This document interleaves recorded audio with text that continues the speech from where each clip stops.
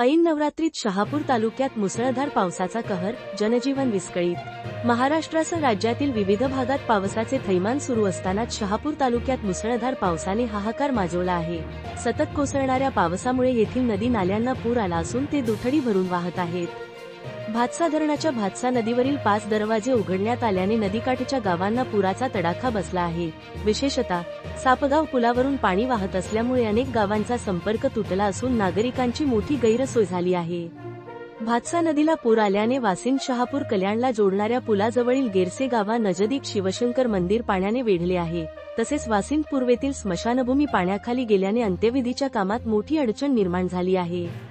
हवामान खात्याच्या अंदाजानुसार आणखी 24 तास मुसळधार पावसाचा जोर कायम राहणार आहे।